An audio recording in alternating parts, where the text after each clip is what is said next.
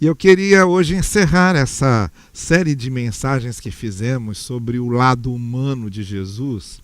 Eu já expliquei aqui, é só bom relembrar para retomar aí o fio da meada, que o grande objetivo de refletirmos sobre o Jesus humano é porque, assim como a gente aprende muito com o lado do Cristo, do ungido, não é? Do enviado, do comissionado, do predestinado, do eleito, esse Messias. Ele era Jesus o Cristo, mas não deixava de ser Jesus. E assim como a gente aprende muito com o lado Cristo de Jesus, a gente aprende muito com o lado Jesus do Cristo. Esse lado mais humano e que se identifica conosco. Jesus Cristo não se identificou conosco por causa das suas manifestações divinas. Ele se identifica conosco por causa das suas manifestações humanas. E como eu já expliquei lá anteriormente, ele veio para ser o novo ser humano. Não é? Por isso que é chamado por Paulo, na carta aos Romanos, de um novo Adão, a nova humanidade, o novo ser humano. Jesus veio ser aquele ser humano que Deus esperava e que Deus sonhou que nós fôssemos.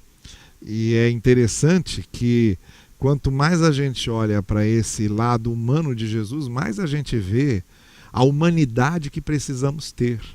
Quando a gente olha para Jesus ou Cristo, a gente não vê a divindade que precisamos ter, porque nós não somos deuses. Nós olhamos, entretanto, a humanidade que precisamos ter, porque nós somos seres humanos. E algumas posturas humanas, humaníssimas de Jesus, ações humanas, reações humanas, sentimentos humanos, a gente aprende muito com isso, não é? E hoje eu gostaria de ler para vocês um outro trecho do Evangelho, em que esse lado, essa face humana, essa revelação do Deus encarnado, daí porque a gente celebra o Natal, porque ele se encarnou, essa manifestação do Deus encarnado em toda a sua inteireza, ele era ser humano completo, total, alma humana, mente humana, corpo humano, sentimentos humanos, tentações humanas. Ele era um ser humano completo. Nós temos aqui, na narrativa da entrada de Jesus em Jerusalém, já caminhando para a paixão, naqueles momentos mais anteriores, mais imediatamente anteriores à traição, ao julgamento, à condenação, à crucificação e à ressurreição, quando Jesus entra em Jerusalém, o Evangelho de Lucas, no capítulo 19, no verso 41, descreve assim: quando ele se aproximou e viu a cidade, Jesus chorou sobre ela. Ele foi tomado de uma emoção incontrolável e chorou diante dela. A gente, quando está chegando a Jerusalém, a gente do alto vê a cidade assim, lá embaixo. E essa entrada de Jesus ali, no momento antes de ele começar a chegar ali, ele viu a cidade como um todo. E ali ele já foi tomado por uma emoção muito grande, né? É dessa emoção que Lucas está falando. E aqui ele vai dizer algumas coisas que eu quero comentar com você, justamente ao longo dessa mensagem, e também usar isso aqui como a última mensagem dominical de 2020. Eu acredito que o que Jesus diz aqui, nesse choro, nessa manifestação tão humana, tão carne e osso, né? tão gente, tão a gente, tão nós ali chorando, identificado com todo ser humano que chora, não é? algumas coisas que eu gostaria de comentar com você. Mas antes de qualquer coisa, eu queria falar da importância da lágrima e da importância do choro. Não é? Eu sei que muitas vezes, no ambiente cultural em que somos formados, chorar pode parecer uma fraqueza.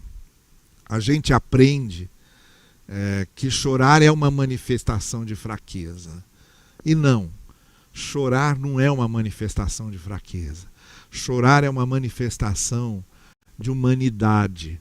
Chorar é uma manifestação de sentimento. A gente chora de tristeza e também pode chorar de alegria. Quantas vezes uma alegria muito grande, uma emoção de alegria muito grande, embarga a voz, nos deixa mudo e a gente não fala nada através da voz, mas fala através das lágrimas. Aquele olho marejado, aqueles olhos úmidos, não é? Os olhos molhados transmitem muita coisa. E chorar, então, é demonstração de sentimento. Chora quem tem sentimento, chora quem é sensível, chora quem fica emocionado. E chorar foi feito para a gente chorar. A lágrima existe para a gente usar. A lágrima carrega juntamente com ela quantidades enormes e infinitas de tristeza e de alegria que não cabem em versos, não cabem em letra de música, não cabem em discurso, não cabem numa seleção das palavras mais definidas, mais justas, mais exatas que a gente porventura consiga extrair do dicionário. Às vezes o choro, a lágrima, consegue dizer muito mais do que qualquer palavra diria. Por isso Jesus chorou. Jesus chorou porque ele era humano. Jesus chorou porque ele expressou humanidade. Jesus chorou porque ele sentia. Jesus chorou porque ele se emocionava. Por isso ele chorou. Ele chora aqui. Outra narrativa que fala do choro de Jesus é por ocasião da ressurreição de Lázaro, quando Jesus vê seu amigo ali sepultado, não é? E a maneira como aquilo mexeu com ele, mexeu com suas emoções e seus sentimentos. E Jesus chorou. Então, pensemos aqui agora sobre por que Jesus, naquele momento que olhou para Jerusalém, chorou. O que foi que emocionou Jesus? Qual foi o sentimento de Jesus naquela hora que fez com que ele chorasse e com que ele expressasse justamente essa emoção e esse sentimento através do choro? Bom, há 3 coisas aqui que eu gostaria de dizer para você e que, como eu disse, tem a ver justamente com esse período agora de despedida de ano e de início de um novo ano, nesse limiar, nessa fronteira em que nós estamos entre o ano que está acabando e o novo ano que está nascendo. A primeira coisa que fez Jesus chorar, olhando para Jerusalém, está aqui nas suas palavras, nas primeiras palavras do verso 42. Se você compreendesse neste dia o que traz a paz. Jesus olhou para Jerusalém e viu que a maior necessidade que Jerusalém tinha naquele momento era de paz. E eu desconfio que continua sendo hoje. Não é? Jerusalém hoje é uma cidade ocupada por 3 religiões que se dizem proprietárias da cidade. Você tem os judeus, você tem os islâmicos e você tem os cristãos.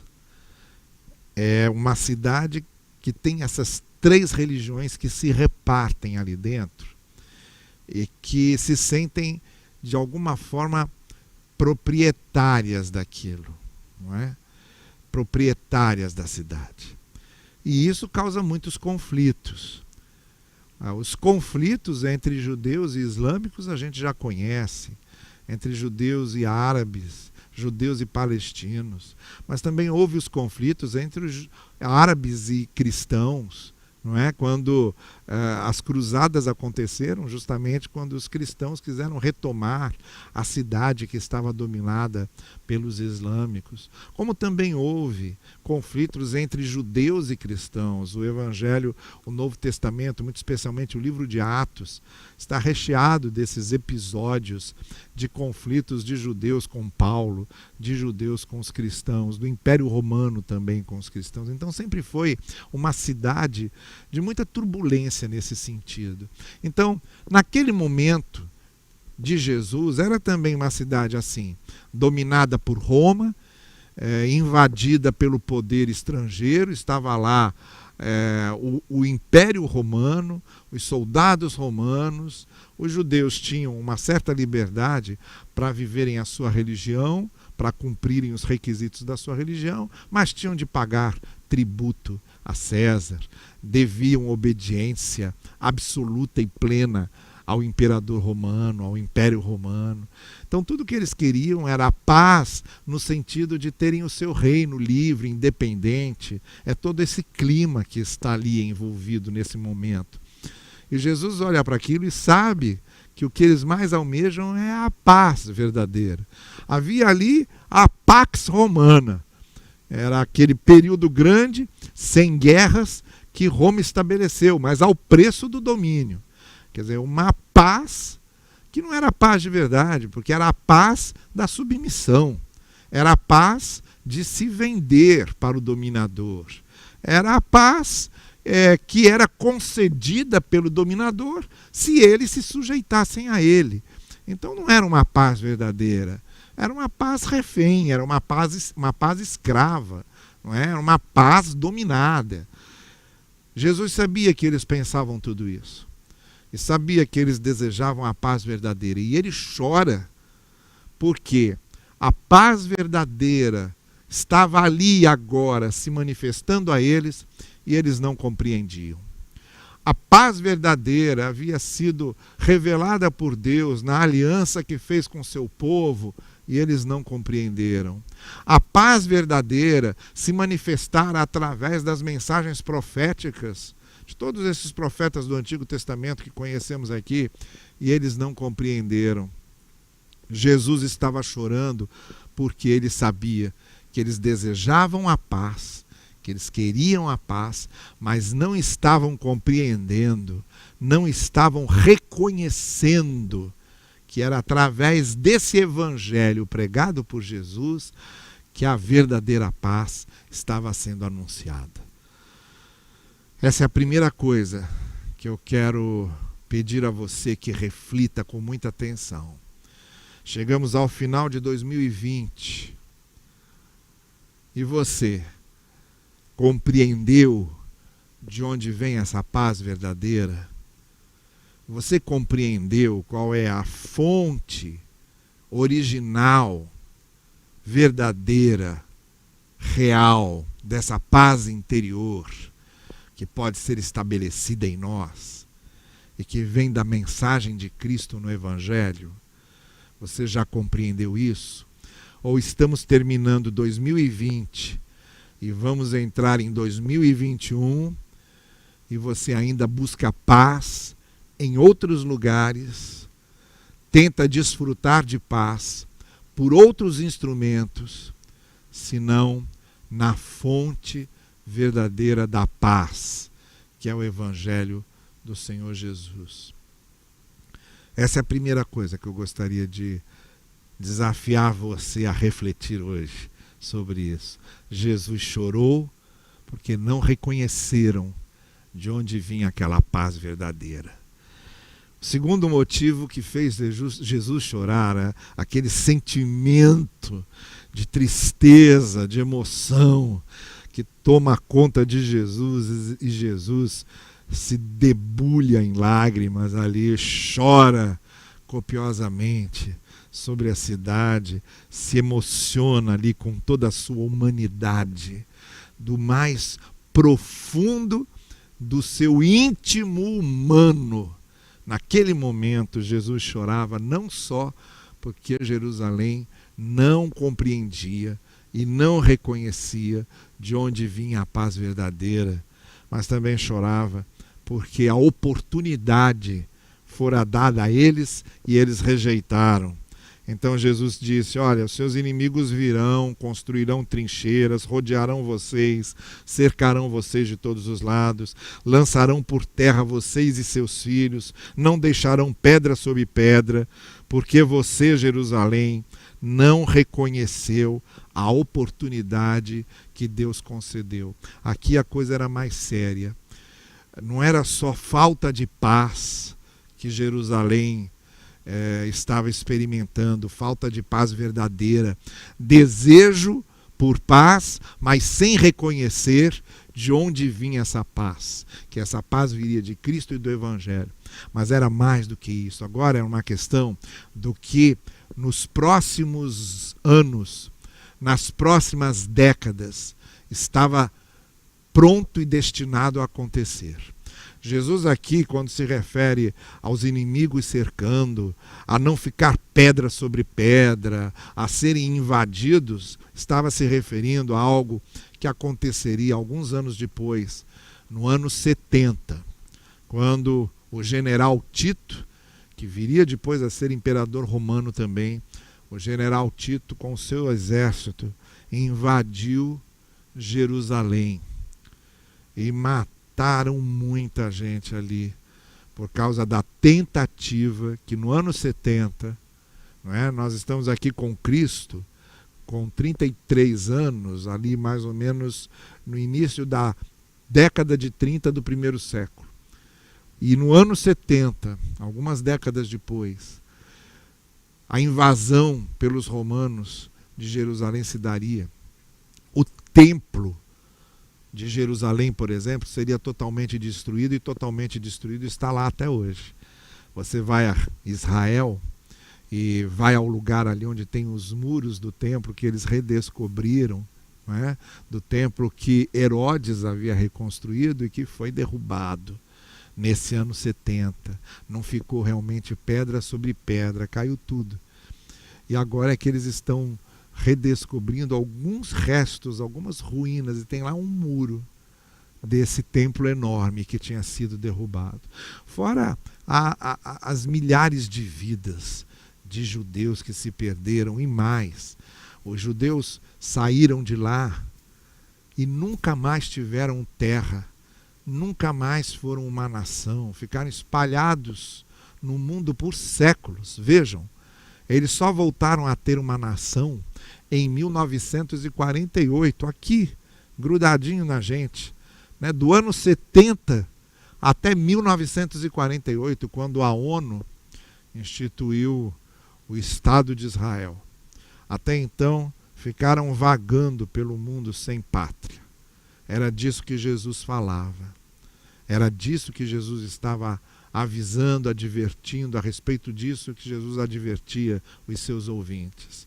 E ele dizia: olha, isso aí é uma imagem do que acontece numa vida que não aproveita a oportunidade de mudança, de transformação que Deus oferece a ela. A destruição de Jerusalém, que eles já tinham visto uma vez na época dos babilônicos, quando Nabucodonosor também entrou em Jerusalém e destruiu o templo, agora acontecia de novo. E Jesus usava essas figuras para mostrar o que acontece numa vida. Uma vida que perde as oportunidades de ser transformada, mudada por Jesus, pelo Evangelho de Jesus. E o que acontece com essa vida que perde essas oportunidades de começar a andar no caminho certo, de fazer o que é certo, de ter uma vida transformada para o bem? Quando essa oportunidade dessa transformação nós perdemos, a nossa vida começa a descer os degraus e nós vamos nos destruindo, vamos nos acabando, assim como aquele templo foi destruído. Jesus olhava para aquela cidade e chorava, porque ele anteviu que não ficaria pedra sobre pedra de tudo aquilo que ele estava vendo, como de fato aconteceu. Chorava por causa das oportunidades que nós perdemos para que Deus mude os nossos caminhos e nós não permitimos. Então há um apelo muito interessante, clamante, contundente na profecia de Isaías, que lembra essas palavras de Jesus, quando Isaías diz assim ao povo: busquem o Senhor enquanto é possível achá-lo, clamem por ele enquanto está perto, que o ímpio abandone o seu caminho, o homem mau os seus pensamentos, volte-se ele para o Senhor, que terá misericórdia dele. Volte-se para o nosso Deus, pois ele dá de bom grado o seu perdão. Pois os meus pensamentos não são os pensamentos de vocês, nem os seus caminhos são os meus caminhos, diz o Senhor. Assim como os céus são mais altos do que a terra, também os meus caminhos são mais altos do que os seus caminhos, e os meus pensamentos mais altos do que os seus pensamentos. Essa palavra profética tem a ver conosco. Nós precisamos mudar nossos caminhos, adequar os nossos caminhos aos caminhos do Senhor. E as consequências para a nossa vida, quando nós perdemos a oportunidade de fazer isso, são trágicas. Quantas vidas que estão sendo destruídas continuam sendo destruídas? Quantos seres humanos que estão perdendo a sua humanidade, que estão se desumanizando, que estão se assemelhando mais a animais irracionais, porque suas vidas estão distantes dos princípios, dos valores do Evangelho, do amor de Deus, do amor que devemos ter pelo outro, dessas mudanças essenciais que acontecem em nossa vida quando nós não perdemos a oportunidade. E essa é a segunda coisa que eu quero chamar a sua atenção essa noite. O ano de 2020 está terminando. Quantas oportunidades você já teve para deixar que Cristo consertasse a sua vida? Quantas oportunidades você já perdeu para deixar o Evangelho consertar a sua vida? Você está começando um ano novo, o ano de 2021. Vai continuar longe dos pensamentos e dos caminhos do Senhor, como diz o profeta: os seus caminhos não são os meus caminhos, os seus pensamentos não são os meus pensamentos. É assim que você vai deixar continuar a sua vida? Ou vai deixar que a mensagem do Evangelho, que a mensagem do amor e da graça de Deus transforme em você? O ano está terminando, um outro ano vai começar. E você? O que é que você precisa para consertar a sua vida? Não perca mais as oportunidades que o Evangelho dá a você. Volte-se para Cristo, volte-se para o Evangelho e deixe que ele mude você. Então Jesus chorava ali sobre Jerusalém porque eles não conseguiam alcançar e conhecer a paz que ele viera trazer. E Jesus chorava sobre Jerusalém porque eles estavam perdendo a oportunidade de serem transformados, mudados. E a destruição de Jerusalém simbolizaria a destruição daquelas vidas sem o Evangelho e sem a graça de Deus. Mas eu quero terminar com uma terceira e última coisa. Jesus chorou porque Jerusalém não reconhecia a paz que ele veio trazer. Jesus chorou porque eles não aproveitaram a oportunidade que ele veio trazer. Veio para o que era seu e os seus não o reconheceram, não o receberam, como diz a abertura do Evangelho de João. Mas há uma terceira coisa que fica aqui subentendida e que eu gostaria de realçar nessa noite. Jesus chorou porque quando ele chora, ele não chora só as suas lágrimas, ele chora as nossas lágrimas. Jesus chorou porque estava chorando o seu choro e estava chorando o meu choro.